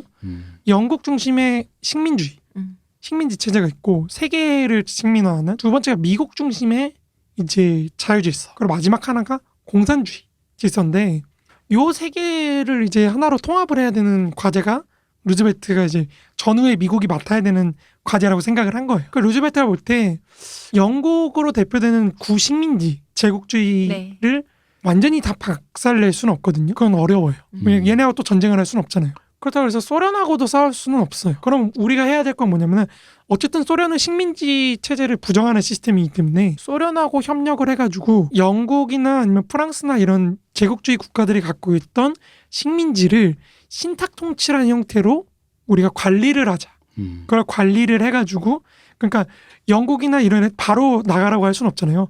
얘네가 나갈 수 있는 유예 기간을 두자라는 의미에서 신탁 통치를 했던 거예요. 그걸 제안을 했던 건데. 근데 이게 사실 신탁 통치가 참 그런 게 뭐 말은 알겠는데. 아 그러니까 결국 나보고 나가고 네가 하겠다 이 얘기를 이렇게 들린단 말이죠. 맞아요. 예. 나도 나가면 너도 나가야지. 내가 나가는데 나는 좋은 의미로 너가 나가고 들어가서 라고 하니까 그럼 못 나가죠 그러면은. 그러니까 요게 나가지는 건 이제 민족주의가 그렇죠. 이제 해방 투쟁하면서 이제 나가지는 60년대 70년대 나가지는 건데 사실 미국이 나쁜 생각을 가진 건 아니었어요. 그러니까 루즈벨트가 생각했던 건 어쨌든 공산주의도 끌어들여야 된다. 왜냐면은 이게 공산주의를 배척하다는 움직임에 당연할 거라고 생각하지만 사실 루즈벨트가 생각할 때는 루즈벨트는 대공황을 겪었죠. 그러니까 자유시장 경제라는 게 얼마나 비참한지를 이 사람은 본 거예요. 그러다 보니까 이 사람은 성향 자체가 공산주의에 그렇게 배척하는 게 아니고 공산주의가 갖고 있는 장점과 자유시장의 장점을 합쳐야 된다고 생각을 한 거예요. 그 점에서 저 공산주의라는 시스템을 완전히 배제할 수는 없고 이 사람들도 체제에 참여를 시켜서 우리가 공산주의를 좀 순치를 시킬 수 있지 않을까라고 생각을 한 거죠. 대신에 소련한테 조금 책임을 좀 주고 권리도 좀 주고 이러면은 조금 순치돼가지고 좀 되지 않을까라고 생각을 했던 겁니다. 그림이 크네요. 크죠. 네. 엄청 크죠. 거기에 스탈린이 응한 게 하나 있어요. 뭐냐면 1943년에 코민테른을 해체합니다. 그럼 무슨 말이냐면 세계 공산주의 혁명을 포기하겠다는 거거든요. 네. 이러니까 이제 루즈벨트가 봤냐? 봤어? 역시. 내가 저 스탈린도 설득을 했어. 내가 이러는 거죠. 앞으로 어떻게 될지 모르고. 앞으로 되지 뭐. 그 루즈벨트 말년에 그 편지들 보면 좀 슬퍼요. 왜냐면 얄타 이후에 스탈린이 바뀌기 시작하니까 네. 루즈벨트가 편지를 계속 씁니다. 스탈린아, 왜 그래? 스탈린아 이러지 마. 우리 얄타에서의 협정을 기억하니? 그 뜨거웠던 여름날 뭐 이러면서 너 이러면 안 되잖아. 왜 이래? 이러면서 보내는데 스탈린이 이제 자기 나름대로 또 삐진 거를 막 써서 보내요. 벨트야 잘 있니? 자니? 자니? 난 삐졌어. 저기 리비아 줘. 우리도 지중해로 나가고 싶어. 뭐 이런 얘기 막 쓰니까. 근데 루즈벨트 이제 정부 내부에 사실 강경파들이 계속 득세를 하기 시작해요. 데소 강경파가 막 득세를 하기 시작하고 이런 상황에서 루즈벨트가 이제 뇌출혈로 죽어버리니까 그죠. 이거를 바로 꿰찬 게 트루먼입니다. 네. 이 트루먼이 집권했을 때 이제 핵이야. 그렇죠. 핵밖에 없다. 공산주의 핵으로 눌러버린다 이렇게 되니까 이제 거기서부터 이제 사실 한국의 운명 결정된 거죠. 네. 뭘 질질 끌고 있어라는 그렇죠. 우리 트루먼 독트린으로. 그렇죠. 뭐 거기서 뭐 이렇게 되는 건데 이제 그 과정이 이 신탁 통치였던 거죠. 사실은 한국인들이 여기서 만약에 신탁 통치에 협력을 했다면은 정말 역사가 크게 바뀌었겠죠. 우리 그렇겠죠. 52번째 주 되나요? 아, 그럴 수도 있고. 근데 일단 루즈벨트가 일찍 죽은 거가 그렇죠. 크죠. 그게 이미 사실. 이미 죽은 상태잖아요. 죽은 상태니까. 그래서 사실 이때까지 루즈벨트가 살아서 종전을 맞이했으면 이제 조금 뭔가 루즈벨트가 워낙 아까도 말씀드린 굉장히 큰 그림을 봤기 때문에 그렇죠. 좀 뭐가 정치력이란 것도 엄청났고 정말 말 그대로 그 외 세기의 사진들 있잖아요. 그렇죠. 루즈벨트, 처칠 막 이렇게 막 서 있는 그런 그림들 있잖아요. 그러니까 정말로 흔히 말하는 역사의 그 히어로들이 뭔가 좀 이렇게 이게 천하 삼분지게 그렇죠. 그렇죠. 이게 뭔가 그림이 나왔을 수 있는데 역사가 아구가 그렇게 딱딱 맞고 이렇게 진행되는 게 아니라서 갑자기 사람이 그렇게 속절없이 전쟁 중에 정말 참 역사의 아이러니라고 할까요? 네, 그런 그렇죠. 거죠. 트루먼이 와가지고 핵 2발 쏘고 바로 끝날 줄 어떻게 알았어? 그러니 저도 봐라. 역시 핵이었다. 그러니까 그것도 네. 그러니까 루즈벨트가 대일전에 소련을 굳이 참전시키려고 했던 게 지분을 줄라. 그러니까 얘를 책임을 지게 해야지 어느 그렇죠. 정도 뭐 이렇게 참전을 해야지 그렇죠. 되는 거니까. 그 다음에 이제 끌어들일 수 있으니까 루즈벨트 생각에는 사실 한반도는 어차피 신탁 통치로 중립화를 시켜놓으면은 못 내려가거든요. 그러니까 어쨌든 소련한테 아시아 정책에 좀 이렇게 참여하게 하면서 일본이 차지했던 이곳에서 좀 세력 균형도 좀 만들어 놓고 좀 이렇게 해가지고 평화를 좀 유지시키려고 한 건데 루즈벨트가 느끼기엔 딱 그거예요. 전 세계 모든 곳에 미국의 상품이 넘치게 만들자. 요거를 생각했던 사람이기 때문에 스탈린도 자기가 다룰 수 있다고 생각을 한 거죠. 아 역시 루즈벨트는 확실히 삼선할 만하네요. 아 그럼요. 아 스케일이 들을 때마다 뭔가 야 대단하다라는 느낌이 들어요. 이런 게 참 재밌는 것 같아요. 그러니까 정말로 내가 뭘 만들어 보겠다. 진짜 세계를 한번 만들어 보겠다고 그러니까요. 생각한 사람이다 네. 보니까 뭔가 조금 그때 사람들이 느꼈던 그 어떤 그 당시 미국 대통령, 그러니까 미국 뭐 지금 제일 좋아하는 사람 레이건이라고는 하지만 인기 많은 사람 어쨌든 간에 그런 느낌보다는 뭔가 사람들이 좀 우러러보는 느낌은 루즈벨트 얘기가 많이 나오는 이유가 확실히 뭐 대공황 얘기도 있지만 그 전쟁 때 얘기 들어보면 확실히 대단합니다. 그렇죠. 큰 그림을 갖고 있는 거죠. 특히 등장하는 인물들이 너무 책에 나온 사람들만 그쵸? 나오니까 좀 그래. 근데 사실 이런 류의 맥락을 우리가 잘 전에 우리 역사 시간에 잘 못 들었다 보니까 신탁 반탁 이게 찬탁 반탁 이 얘기는 결국은 마치 매국노냐 아니냐 같은 얘기로만 약간 그런 우리가 거죠. 좀 역사 시간에도 그렇게 네. 들어요. 사실은. 그러니까 신탁 만약 찬성하면 또 매국노라고 우리가 이제 독자적으로 우리가 지금 해야 되는데 그걸 못 믿고 또 외세의 힘을 빌려 그렇죠. 나당 연합군이냐 뭐냐 뭐 이런 또 이런 얘기가 이제 우리 그 나당 연합군이 어떤 우리 역사의 아킬레스건 아닙니까? 끊임없이 이게 소환되는 거죠. 이제 그러면서 사실 이해 맥락을 거의 모르고 세계가 어떻게 돌아가는지도 모르고 그냥 신탁을 하면 또 뭐가 들어온다는 거. 또 식민지가 된다. 뭐 이런 거죠. 또 누가 우리 위 상전이 하나 더 들어온다. 일본 그렇게 겪고도 갔더니. 또 할 것이냐. 그렇죠. 좀 하면 어때? 52개 주가 되는 그 저는 편안함을 모르고 그럼요. 그때는 미처 모르고. 그렇죠. 그러면 봉준호 감독도 로컬이란 말은 안 했을 텐데. 요거 할 때 이제 또 미소공이라고 해가지고 또 미소가 이제 또 서로 얘기하는 그런 거 한국 문제 어떻게 처리할 건지 네. 협약하라는 게 또 있는데 요게 이제 또 결렬나고 이러다 보니까 이제는 좌우파들이 나름 서로 한번 붙어볼 만한 거예요. 대중 동원이나 이런 거 있어서 거기에 이제 결정적으로 46년 5월에 소위 말해 정판사 사건이라 그래가지고 박헌영과 이제 공산당 계열이 금지가 됩니다. 미군정에 의해서 범죄화되는 딱 그 시점이 되거든요. 그러니까 이제 사실 기존의 전평에 대해서 미군정 입장은 굉장히 폭력적이었어요. 탄압적이었거든요. 이거 무조건 없애라고 했는데 46년 초반쯤 되면은 전평에 대한 입장이 좀 달라지기 시작합니다. 그러니까 전평 사람들이 공산주의자가 아니네? 라는 걸 미국이 좀 깨달아요. 미군청이. 그래서 그러면 조금 대화를 할 수 있지 않을까라는 걸 좀 되기 시작합니다. 또 전평 지도자들도 우리 공산주의자 아니에요라는 걸 좀 어필을 하거든요. 좀 대화가 될 무렵이 됐는데 여기서 박헌영이 이제 공산당이 불법화되면서 지하로 숨어들고 소위 말해 8월 이제 신전술이라는 태제를 또 들고 나옵니다. 그럼 이 정판사 사건이 무슨 사건인가요? 소위 말해 이제 집회를 찍어낸 거죠. 위조 집회 사건. 그렇죠. 위조 집회를 사건했는데 공산당 애들이. 그렇죠. 공산당이 그걸 이제 경제를 혼란시키기 위해서 지금 위조 집회를 찍어서 뿌리고. 이거 되게 이거 조선에서 하던 조선에서 정권을 흔들기 위해 위조 집회를 위패를 통용해서 정권의 그 어떤 되게 조선 그 시절에 약간 나왔던 얘기들인데 뭐 약간 그런 얘기죠. 근데 이게 지금은 좀 오해가 있어서 서로 네. 박헌영 쪽이 억울하게 됐다 뭐 이런 쪽인데 어쨌든 사실 어쨌든 당시에는 배우로 지목이 된 거죠. 그렇죠. 제거할 만한 운명이었죠. 근데 박헌영이 배우는 아니었다 그럼요? 그 얘기인가요? 그 얘기가 좀 많죠. 지금은 네. 여기 이제 박정희도 사실 네. 그렇겠죠. 형 따라다니면서. 그러니까 이때 이제 박정희 형이 죽어요. 이게 신전술로 바로 바뀌면서요. 지하로 숨어들고 그 다음에 바로 9월 총파업을 지휘를 합니다. 박헌영이. 그러니까 미군정하고 정면으로 싸우자는 거죠. 그러면서 이제 1946년 9월에 9월 총파업이 일어나는데 그러니까 6월까지만 해도 사이가 좋았던 전평과 미군청이 이제는 정말 사생결단하는 시대가 온 겁니다. 급속하게 그렇죠. 변했네요. 2021년에 인간이 듣기에 미군이랑 그러게요. 뭐라고? 이런 느낌이. 이게 단체가 그렇죠. 그러니까. 그러니까 아예 그냥 국가하고 싸우는 건데 이게 여기 9월 총파업에 이어서 또 10월에 대구에서 이제 항쟁이 일어나는 거죠. 대구 민중항쟁이 일어나고 거기서 이제 박정희 형이었던 박상희가 죽죠. 뭐 이렇게 되면서 노동자 계급의 세력화된 노동자 계급하고 이제 미군청하고 정면으로 충돌하기 시작하는 겁니다. 근데 그렇다고 해서 미군청이 곧바로 전평을 없애진 않고요. 전평이 이제 73년, 47년까지 계속 이어지긴 해요. 계속 유지가 되긴 하는데 그 과정에서 이제 대한노총에 의해서 계속해서 세력이 뺏기는 이제 다른 노조로 대체되는 과정을 계속 겪는 겁니다.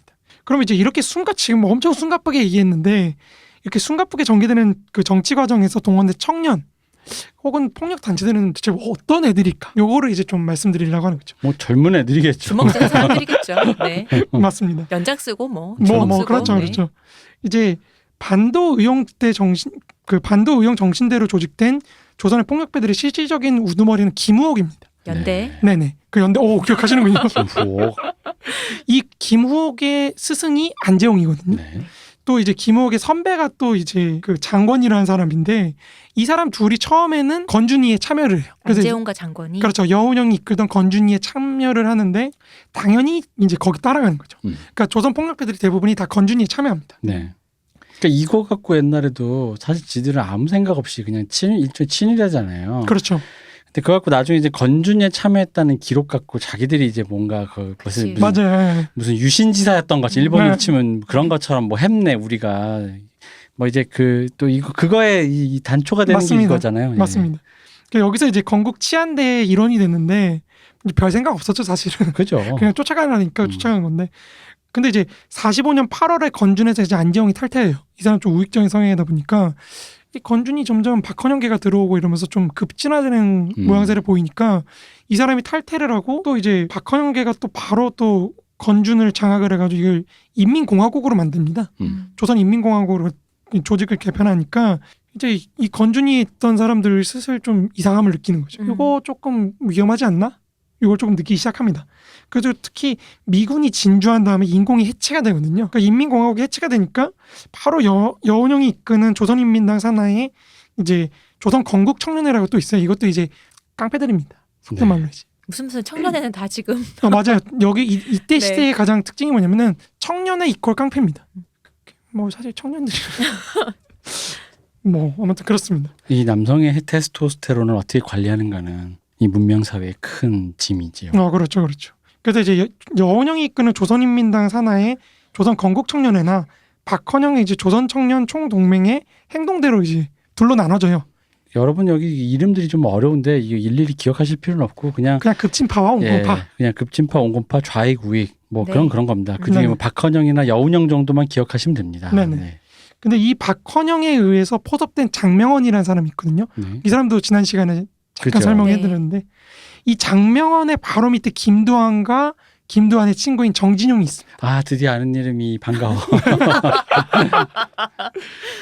이게 여기서 좀 웃긴 게 그러니까 김두한이 이제 여기서 나오거든요. 네. 나오는 게 이제 염동진이란 백의사를 이끌었던 백의사가 이제 테러 단체입니다. 네. 이 백의사. 백의사라는 테러 단체를 이끌었던 사람이 이제 와서 네 아버지가 그 유명한 누군데? 네 아버지를 죽인 사람이 누군데?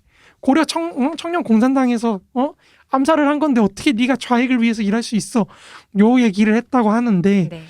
요게 이제 사실 이영신의 비밀결사 백의사라는 책에 나오는 1991년작인가요? 이 책이 81년작인가 제가 헷갈리는데 그 책에 나오는 건데 비사인가요? 약간의 비사죠. 네. 이 사람이 좀 우익이라서요. 그걸 되게 긍정적으로 서술해요.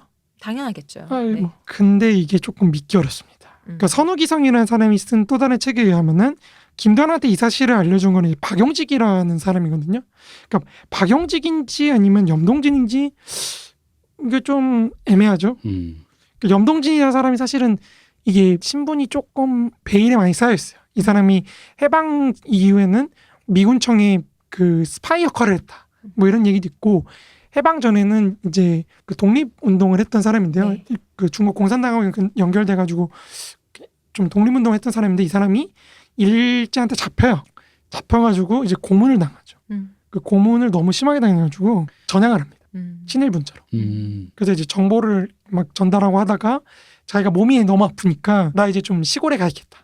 그래서 시골에 있다가 해방을 맞이했는데 해방을 맞이한 다음에 이제 북쪽에서 활동하는 사람이다 보니까 김일성을 또 죽이려고 그래요. 그래서 뭐 그 이제 북한 요원들을 죽이고 막 그래요. 그래서 이 염동진이요. 네네 예. 염동진이 막 죽이고 몸 아프시다더니. 그러니까 뭐 몸 아파도 기침 한 번 하면 죽나 봐. 그래서 거기서 이제 쫓겨나죠. 그 남한으로 내려와서 남한에서도 또 이제 또 테러 단체를 하다가 결국엔 여운형 암살하고 연관돼서 이제 네. 백이사가 박살나는 그런 쪽으로 가는데 이 백이사가 중요한 게 뭐냐면 백이사가 기본적으로 다른 폭력 조직들을 좀 연결시켜줬던 브로커 역할 일종의 그런 역할을 했던 사람인데 테러 맛집이구나 이 집이. 약간 테러 맛집인 거죠. 네. 테러 맛집 어플인 거죠. 그러네요. 배달해주고 블로거. 테러리스트를 배달해주는 거지. 약간 60분 안에 여운형이 암살됩니다. 매칭시켜준다. 그래서 네. 매칭시켜줘. 이 사람이 이제 김두한하고 좀 인맥이 있어가지고 김두한이 사실 대공투쟁에 굉장히 앞장설 수 있었다. 뭐 이런 얘기 때문에 이런 일화가 나오는 거예요. 여기서 이영신에 따르면 이제 그 김자진을 죽였다는 사실을 알려줬기 때문에 염동진을 따라서 이제 우익으로 전향을 한 거다. 네. 뭐 이렇게 되는 건데 또 이제 또 이게 좀 이때 기록들은 좀 믿기가 좀 어려워가지고 왜냐면 야간 뭐 전향했다. 근데 뭐 이게 김두한 씨가. 전언을 누가 해줬다라는 건 사실 좀 믿기 어렵죠. 그 사실 누구한테 무슨 말을 전해 듣는다라는 거를 뭐 어떻게 그렇게 사료적으로 정확하게 알 수 있겠어요. 그렇죠. 무슨 아까 같이 말씀드렸듯이 무슨 편지가 남아 있는 것도 아니고 뭐 얘야 내가 알고 봤더니 너의 아버지를 죽인 건 뭐 이런 거 편지가 남았으면 모르겠는데. 글도 근데 잘 뭐- 모르신다는데 이게 모르기가 좀 어려운 게 왜냐면 1930년대 이미 신문에 났지 네 않나요? 신문에 막 네, 그 그렇죠. 김자진 일대기가 글을 나가지고 몰라갖고 신문 못 그럴 수도 읽어서 있죠. 그 정도는 아닙니다. 김두한 그런 사람이에요? 어쨌든 김두한의 친구나 김두한 모두 사실 처음에 좌익에서부터 시작했다는 거. 네. 그러니까 여기서 이미 비극이 이미 돼 있는 거죠. 자기 친구를 둘도 없는 친구를 죽이게 되는. 본인이 우익으로 갔기 때문에 그렇죠. 그러니까 이 분화 과정에서 나타난 당대의 어떤 주요한 우익 폭력 단체들을 꼽는다면 첫 번째로 대한민주청년동맹, 그러니까 소위 말해 우리가 대한민청이라고 부르는 게 있고 서북청년회. 서청은 뭐 워낙에 유명하기 그렇죠. 때문에 그렇죠. 네. 이 진짜 나쁜 짓 많이 한. 그리고 이제 대한독립촉선국민의 청년대, 이제 국청이라고 불렸던 곳이고 이게 각자가 사실 우리가 되게 웃긴 각 단체들이 활동했던 사람들이 우리가 다 아는 사람들이에요. 네. 요게 참 재밌습니다. 그러니까 마지막으로 백이사가 있는데 백이사는 이제 뭐 얘기했고 그 제일 중요한 게 사실 이범석의 조선민족 청년단인데 이 조선민족 청년단에 관해서는 사실 뒤에서 한번 또 말씀을 드릴 건데 요게 재밌어요. 재밌어요 이거. 요게 네. 재밌는 거거든요. 이범석이 사실 그 나치즘을 파시즘을 배워온 사람이기 때문에 지금 분 돌아오셨나요? 후지 다케시 교수요. 예, 후지 다케시 그 교수가 한국에 뭔가 약간 삐지신 것 같아서 네, 그렇죠. 이 글을 되게 이 이범석의 이 그렇죠. 조선민족 청년단에 대한 걸출한 아주 걸출한. 책을 남기시고 일본으로 가셨잖아요. 네네.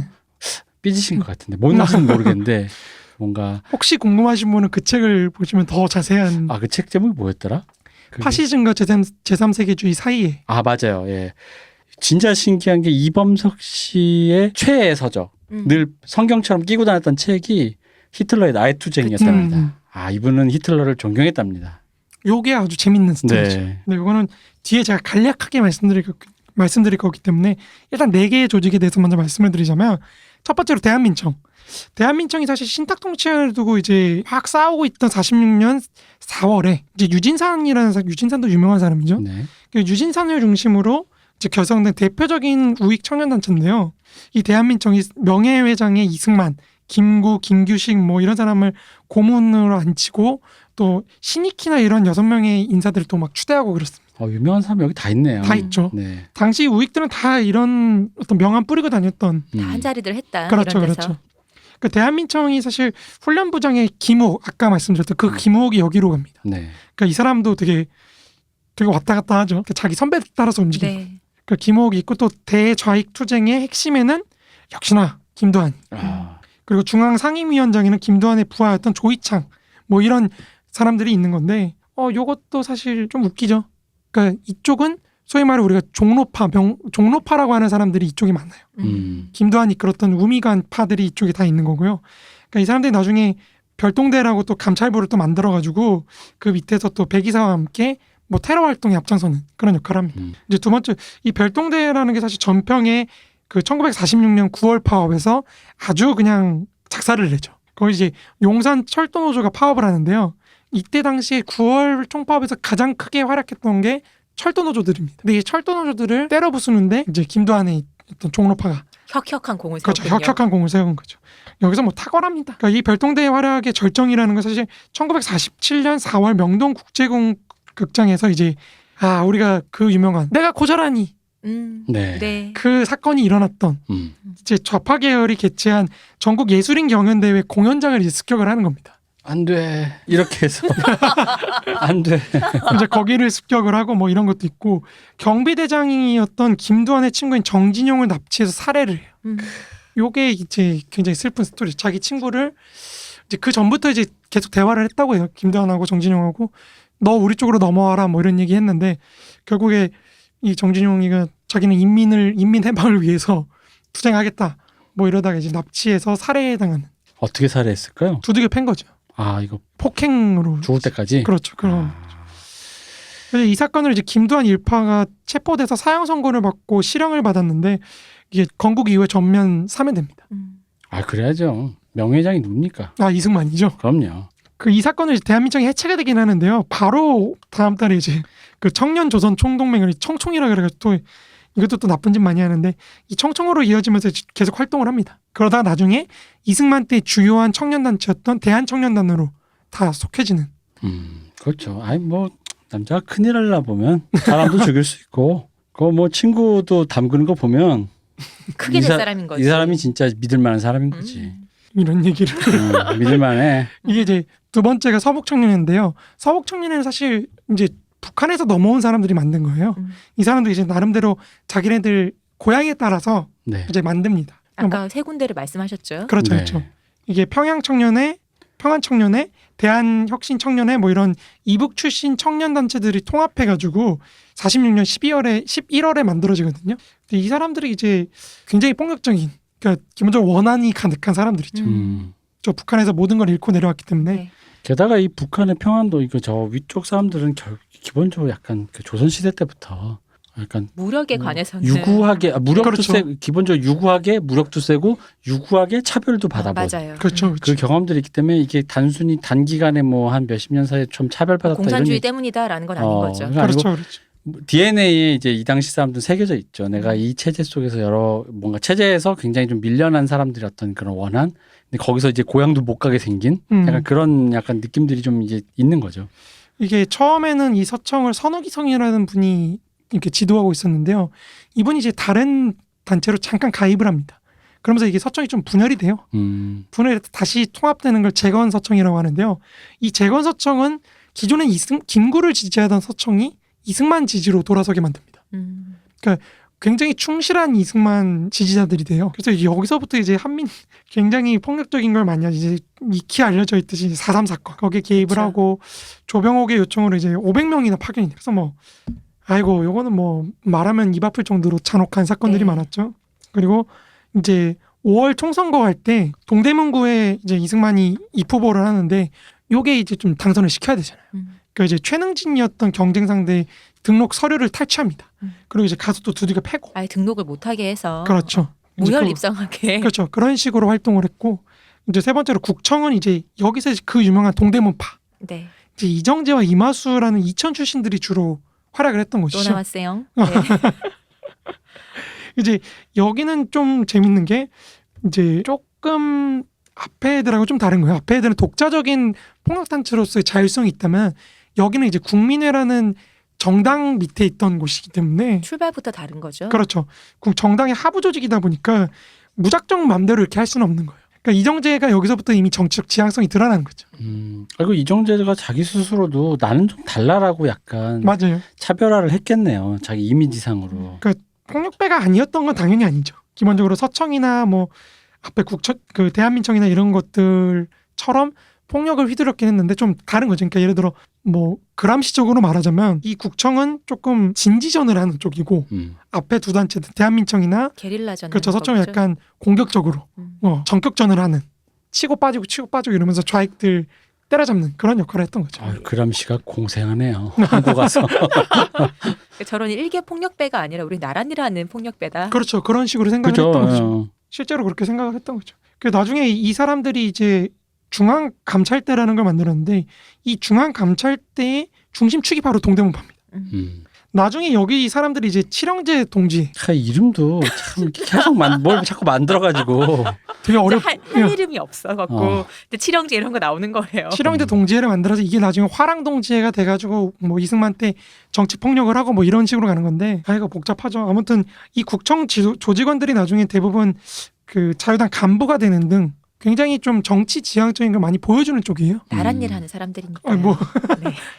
이제 백이사는 앞에서 설명해드렸듯이 이게 원래 백이사라는 게 그 중국 장개석 국민당을 이끌던 장개석 휘하에 있던 남의사라는 그런 비밀 결사 조직체를 따서 만든 조직입니다. 근데 얘네는 뭐 이제 이게 백의사 남의사 자체가 남의사에 따랐으면 그 남색 옷을 입는 사람들인 맞습니다. 거죠. 맞습니다. 백의사는 그럼 하얀색 옷을 입는 사람들이겠다. 뭐 맞습니다. 이렇게 얘기하는 거죠. 맞습니다. 이쪽이 이제 원래는 염동진이 신익회 출신으로 이제 독립군으로 들어가려고 했던 사람인데 거기서 장개석하고 연을 맺어가지고 이제 그런 걸 배워와가지고 뭐 고문 받다 이제 나중에 풀려나서는 이제 평양에서 조선공산당 평안남도 당 위원장이었던 현준혁을 또 암살을 해요. 그래서 이제 북조선에서 탄압을 받고 내려와서 또 이렇게 하게 되는데 요 활동을 하는 건 사실 그렇게 별로 중요한 건 아니고 이 사람들이 뒤에서 말씀드릴 거기 때문에 그럼 요 사람들 활동 자금을 도대체 어디서 얻었냐? 그러게요.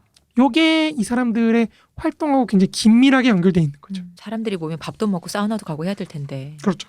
그 대한민청이었던 이제 김두한 같은 사람들은 사실 당시에 자본가들한테 돈을 좀 뜯었어요.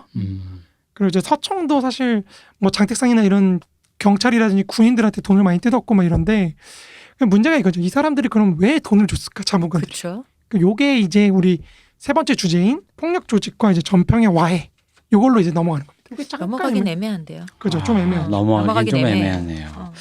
그래서 어쨌든 이 수많은 이름들이 난무하면서 이 46년 뭐 진짜 해방되자마자 1, 2년 사이에 수많은 조직들이 왔다 갔다 하면서 자기들끼리 치고받고 싸웠다 요 얘기거든요. 그렇죠. 그러니까 이게 하여간 이 지금 말씀드린 이 정치적인 이 우왕좌왕 어수선함 나라가 아직 나라로 제대로 안 되어 있는 상태에서 이제 막 어수선한 상태에서 지금 뭐랄까 이 폭력배들이 막 활보하고 다니는 건데 뭔가 뭐랄까 이게 이름도 참 많고 뭐 이거 복잡하죠. 네. 이름 자체가 뭐 수십 개의 단체들이 있는데 네. 그 중에서 추리면 요 4개가 제일 중요하다는 거죠. 다 청년회라고만 하니 뭐 청년인 줄 알겠습니다. 어디 소속이요? 청년입니다. 아이고 같은 소속인가 했다가 치고받고 싸우게 되는. 젊은 사람들입니다.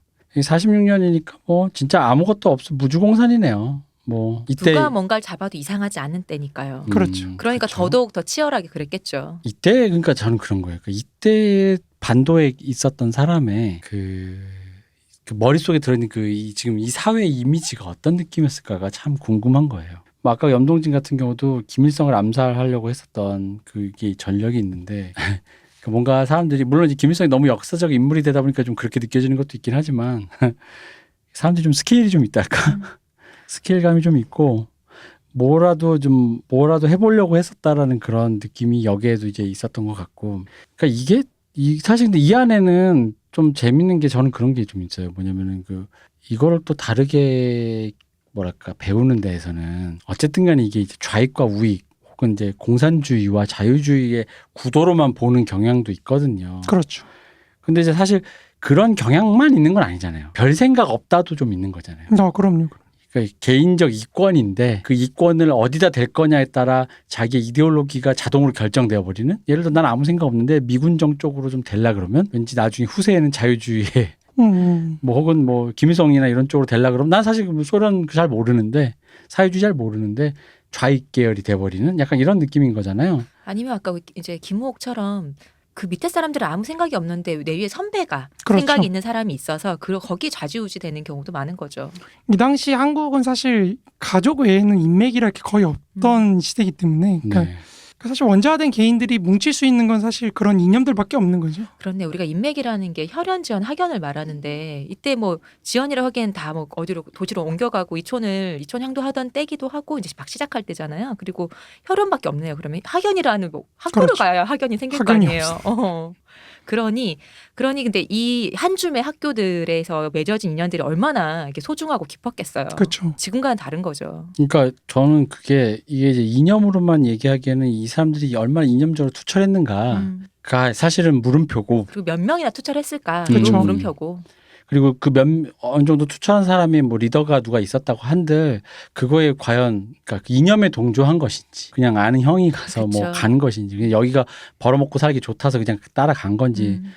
뭐 알 수 없다 보니까 이게 왜냐면 이 부분을 이러면서 이제 어쨌든 그럭저럭 해서 남북한이 분단되고 38선 그어지고 이제 뭐 하는 과정이 이제 생기는 건데 이게 이제 우리나라에서는 이게 이념으로 가르치다 보니까 그쵸. 김두한도 이제 그런 식으로 해서 이 사람은 이제 이렇게 자유민주주의로 왔고 뭐 저 사람은 저렇게 됐고 뭐 했고 박정희 형은 또 그 와중에 이렇게 됐고 뭐 이런 식의 이제 얘기가 되니까 왜냐면은 박정희 형 얘기할 때도 그리고 박정희가 그걸 같이 따라다니면서 하다 보니까 우리가 이걸 이념적으로 배운 교육이 있었기 때문에 처음에 저희가 박정희 형에 대해서 몰랐다가 그 얘기를 처음 들었을 때 이념으로 우리가 이 시기를 파악을 하면서 교육을 받았잖아요. 그러다 보니까 저는 그래서 오히려 역설적으로 박정희가 더 이해가 안 되는 거예요. 그쵸. 음. 형이 그렇게 남로당의 중심인 그러니까 빨갱이 뭐 빨갱이였는데 아니 얘는 만주도 갔다 왔다가 공산당도 했다가 이해가 안 되는 거예요. 그러니까 이게 이념으로만은 이해가 안 되는 좀 더 초월적인 게 있는 건데 사실 저는 그런 것들이 좀 더 파악을 되고 그런 것들을 좀 추측하고 상상해야 되는데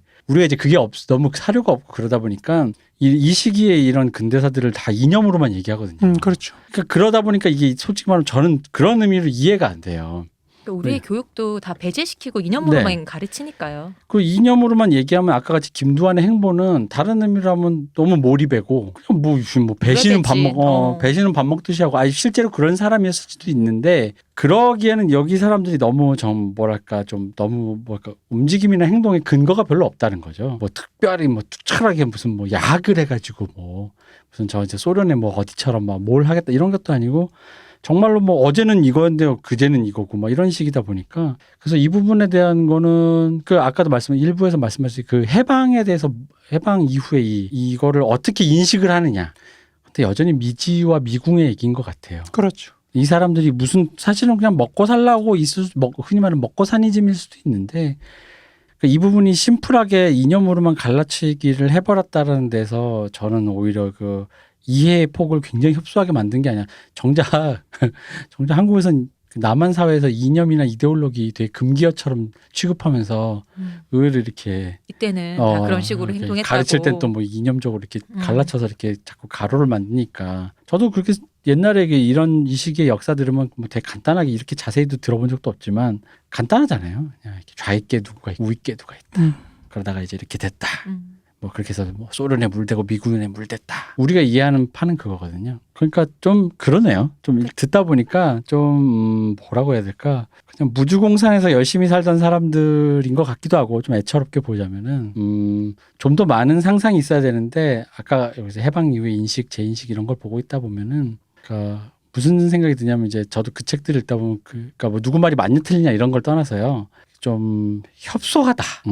그러니까 여기는 상상력과 좀 더 넓은 마음으로 이해의 폭이 좀 더 많이 들어가야 되는 영역으로서 우리가 해석해내고 좀 더 가슴 넓게 파고들고 받아들이는 쪽이 좀 더 먼저 선행돼야 되는데 좀 협소하게 이해해서 그럼 뭐 그렇게 이해할 수는 있습니다만 그걸로 결국은 자기가 속한 진영의 물대기로 사용하려는 게 아니었는가라는 생각이 드는 거예요. 결국은 이게 이렇게 우후죽순 나오는 거에 욕망이라는 게 과연 무엇이었을까? 그렇죠. 그 이범석이 갖고 있는 그 히틀러의 나의 투쟁 전 그 얘기 처음 들었을 때 이 사람의 머릿속을 종잡을 수가 없는 이 사람이 파악한 이 당시 국면이라는 거 세계는 뭐야라는 거지. 히틀러 죽었는데 망했는데 나라가 지금. 그렇죠. 심지어 망한 나라인데. 그렇죠. 거기서 내가 여기서 뭘 본받겠다고 지금 한 거지? 라는 거죠. 그러니까 되게 웃긴 거죠. 장개석도 소련 공산당 시스템을 그대로 국민당에 가져와서 만든 거고 네. 그 국민당 시스템을 보고 이범석이 이제 한국에 와서 자유당을 그렇게 만든 거거든요. 네. 족청계 모으면서 그렇게 조직을 하면서. 그러니까 되게 웃긴 거죠. 그러니까 어떻게 보면 반공의 최전선에 있다고 자부하는 이승만이 이끌던 정당의 근원을 찾아가다 보면 소련 공산당이 나오는 거거든요. 그죠. 그런데 또 그 사회주의 계열인데 히틀러 얘기를 한단 말이죠. 근데 우리 전 옛날에 기억하세요? 우리 저기 그 빌리 할러데이 특집 네. 때 그때 보면은 미국에서 빌리 할러데이가 1920년 30년 활동하던 시기에 그때 메카시 열풍. 예, 메카시 열풍 불 때 그때 사실 히틀러가 그 소련과 이렇게 그 불가침 조약 그걸 네. 맺을 때 그렇죠. 그래서 미국에서는 공산당이 나름 힙한 사상이라고 대중적으로 그나마 인식되다가 뭔가 이제 이거 못 쓸 위험하다. 것이 미국 내부에서 조금 이제 좀 이거 아닌 것 같아라는 인식이 대중적으로 퍼지게 된 정한 계기였는데, 그러니까 이제 미국에서는 그랬는데 반도의 청년에게는 머릿속에서 뭐 어떤 화학 작용을 통해서 이렇게 됐는지, 그러니까 미국에 태어난 어떤 젊은이는 그런 생각을 통해 저건 아닌 것 같아라는 생각을 하고 이쪽에 있는 젊은이는 또 그런 생각을 했다는 거죠. 그러니까 보면은 여전히 사료가 없어서 미지의 영역인데 참 그렇습니다. 이게 참 말이 참 애처롭네요. 좀 이렇게. 그러니까 후지 다케지 선생 그 책에서 네. 말씀하시는 것 중에 제가 제일 공감했던 게 우리가 지금 민주주의가 1950년대보다 45년 이후보다 나아졌다고 할 수 있느냐. 그 당시에는 정말 다양한 계층, 공산당부터 시작해서 뭐 아나키스트. 아나키스트부터 시작해서 뭐 정말 한민당 계열까지 모든 정당들이 있었잖아요. 난 그렇죠. 선택을 할 수 있는 자유가 그쵸. 있었단 말이에요. 근데 지금은 사실 우리한테는 민주당 찍을래, 뭐 국힘당 찍을래, 아니면 안철수 찍을래, 뭐 이 정도 선택지밖에 없다는 거죠. 안철수 당 없나요? 진보당, 뭐 정의당 있고 뭐다 그렇지만, 네. 그러니까 굉장히 협소해진 정치적 선택. 그러니까 이거 자체가 사실 민주주의의 축소라고 하는 지적하시는 부분에서 저는 많이 공감이 되더라고요. 정치적 성향조차도 어느 한쪽으로 그렇죠. 쏠려 있으니까요. 후지다케 선생님은 참고로 모르시는 분은 일본인 학자시지만 한국사 전공을 하고 한국에서 공부하신 학자님이십니다. 그래서 많은 오해를 사셨죠. 그죠? 그가 일본인이라는 이유만으로 저는 그런 얘기까지 들은 적 있어요. 어디서 본 적이 있습니다. 네가 뭔데? 라는 거죠. 그렇죠. 남의 나라 역사에. 아니 그럴 수 있지. 어쨌든 그래서 그 걸출한 책인데 그 걸출한 책을 남기고 돌아오셨는지는 잘 모르겠습니다. 네, 잘 모르겠어요. 그 이후는 제가 업데이트를 안 해봐서 내가 그 책을 보면서도 약간 뭔가 그러니까 그 책에서 느낀 거는 약간 저는 애처로움이었어요. 내가 이거에 대해서 그러니까 혹은 우리 밑에 세대들에게 어떻게 이해시킬 수 있는 근거를 나도 못 찾겠고 그러니까 사실 그 책을 보면 이런 일이 있었다잖아요. 그러다 보니까 박정희 아까 말씀드린 박정희 그 얘기를 들었을 때랑 똑같은 게 도대체 이거 뭘로 이해를 할지 잘 모르겠는 거예요. 이 사람을 일관된 아무리 사람이 다면적이다 그래도 그 다면성을 또 포함하는 것에 일관성이란 건 또 있는 것인데 그 일관성이란 건 또 무엇인가? 저는 역시나 내셔널리즘이라고 생각해요. 특히 민족주의. 네. 그러니까 이게 나라를 잃은 식민지들은 대부분 어쨌든 국가와 민족이 분리가 되거든요. 그러니까 같은 내셔널리즘이라고 하더라도 국가주의적인 내셔널리즘이 있는 거고 민족 혈안적인 어떤 내셔널리즘이 있는 건데 이 두 개가 분화된 게 사실은 식민지인들이면 누구나 그럴 수밖에 없다고 생각하거든요. 우리가 지난 시간에 박충금을 보면서도 얘기했지만 뭘 뭘 이념적인 민족주의만 갖는 거죠. 내가 생각하는 민족주의, 내가 생각하는 민족, 하나가 된 민족. 그러니까 사실상 거의 도구화된 인간들밖에 없었지 않나. 그 도구가 도구가 누구를 택하는지에 따라서 도구의 색깔이 바뀌는 것뿐이었지. 사실상 이승만이 이 당시에 혈안단신으로 왔음에도 굉장히 높게 심지어 임정에서 쫓겨났잖아요. 대통령 네. 하다가. 네. 그런 사람인데도 굉장히 높게 평가받았던 건 이 사람만이 사실은 이념이라는 색깔을 입혀줄 수 있는 사람이었다는 거죠. 당대. 이승만 박사라고 부르잖아요. 지금도. 네. 그러니까 박사라는 그 타이틀이 주고 있는 어떤 아우라랄까 카리스마랄까 그게 엄청났던 거죠. 당대 사람들한테. 그러니까 그러면 그 외의 사람들은 사실은 내가 민족이나 국가라는 어떤 추상적인 건 갖고 있어도 그 속 내용을 뭘로 채울지에 대해서는 잘 몰랐던.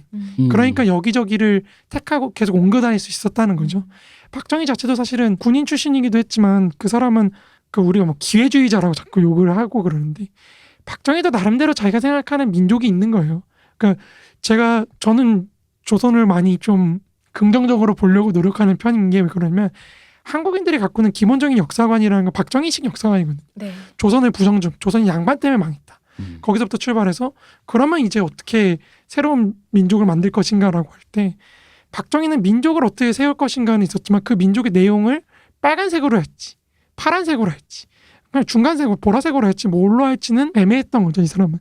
이 사람의 다면성이라는 건 그 지점에서 나온다고 저는 생각을 해요. 이 사람이 군인을 지향했던 거 그건 굉장히 국가주의적인 내셔널리즘이지만 그 국가주의적인 걸로 뭘 만들 것이냐라고 했을 때는 굉장히 애매한 측면이 있다는 거죠. 그러니까 그걸 저의 저렴한 표현으로 하면 저는 그러니까 그런 생각이 드는 거예요. 우리 쇼핑을 하면 네. 사실 제일 좋은 쇼핑은 전수조사거든요.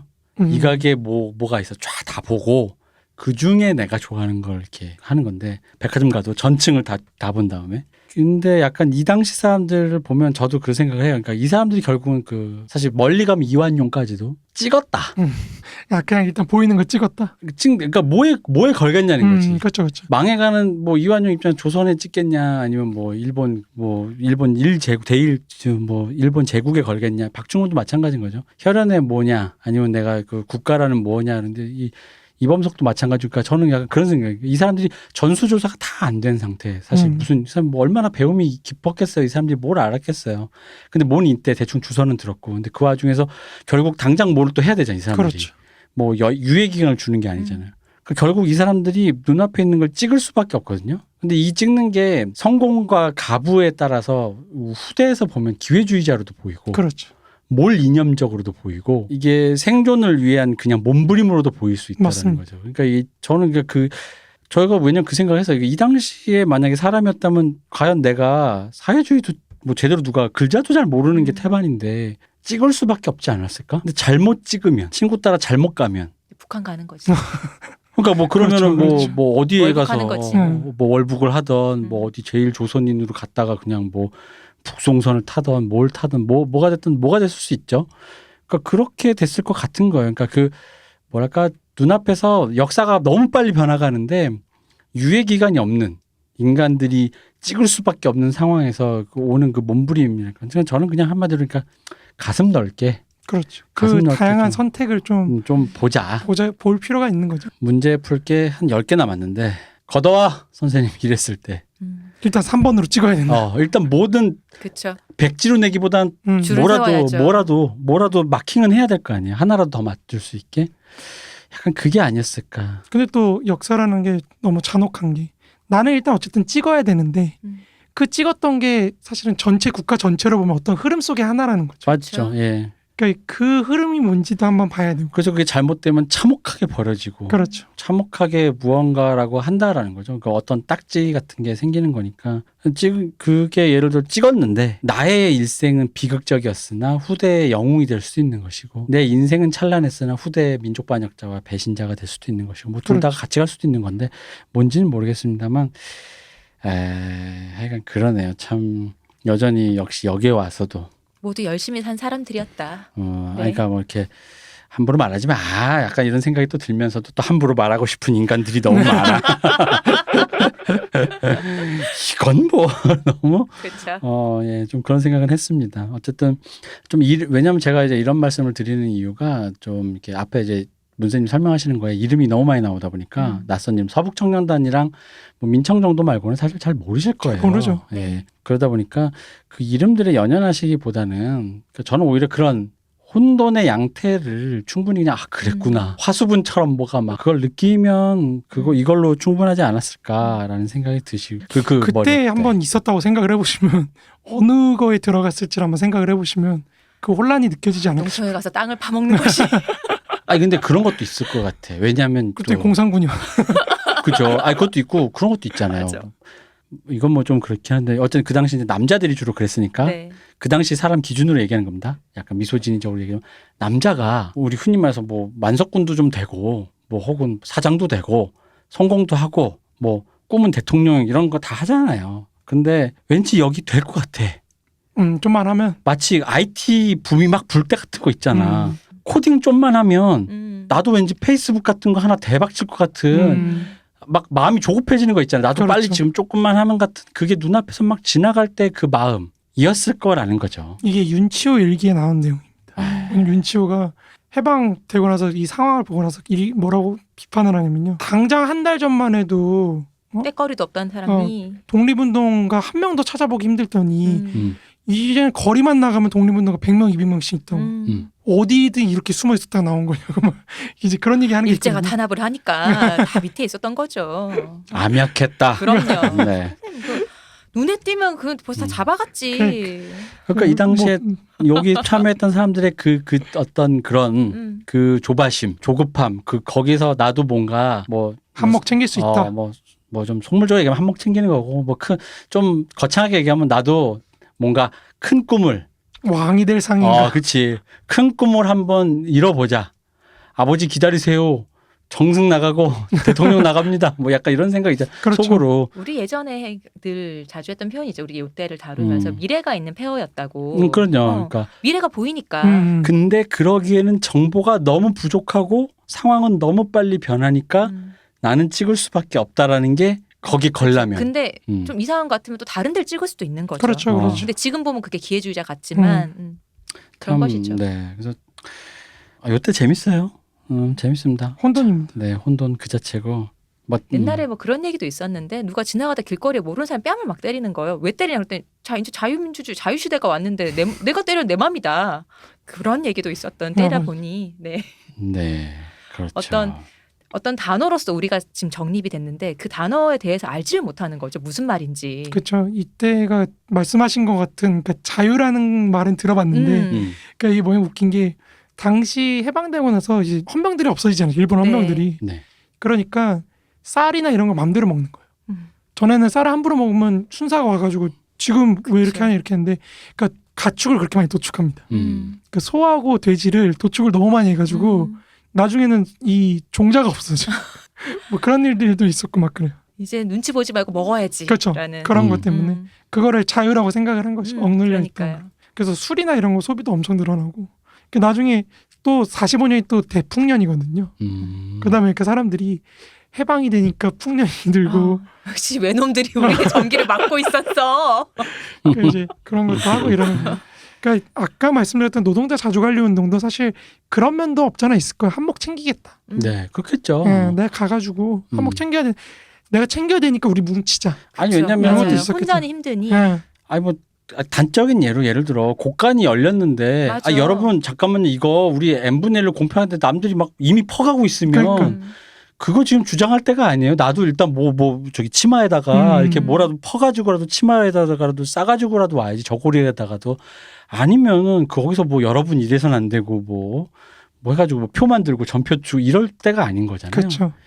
그런 사람 시대의 급박함이란 걸 조금 감안하고 이 시대를 좀 봐야 되는 게 아닌가. 그러면 다음 주에는 이제 네. 네. 돈을 어떻게 벌었는가. 요게 핵심인 거죠. 폭력으로. 폭력으로. 이제 폭력의 청부 사업을 한 그쵸. 겁니다. 그러니까 기업가들한테 기업을 찾아주고 두들겨 패주고. 어떻게 했는지 다음에 또 그렇죠. 보죠.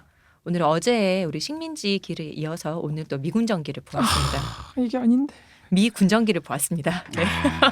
제가 문세님 저희 처음 섭외할 때도 많아야 7페이지고 1시간에 5페이지 나간다. 우리 지금 딱 10페이지 나갔어요. 그래요? 네. 문세님 30페이지를 한 해에 다 하자며. 아, 1년째 30페이지를 한 해에 다 나가겠다. 아니 이게 할 수 있을 것 같은데. 1년이 뭐예요? 대표님 1년 반이 지났어. 그렇습니다. 예. 할 수 있을 것 같은데. 아닙니다. 5페이지가 최선입니다. 네, 문세님 오늘도 고생 많으셨습니다. 네, 오늘도 수고하셨습니다. 30페이지 고지 앞에서 아니 10페이지에서 들으시는 멈춘. 분들이 고생인 것 같아요. 네. 그래도 오늘 2부에는 깡패 얘기가 좀 나왔어요. 아 그럼요, 그럼. 네. 이기금 대표님 고생하셨습니다. 수고하셨습니다. 감사합니다. 쉬우셨습니다.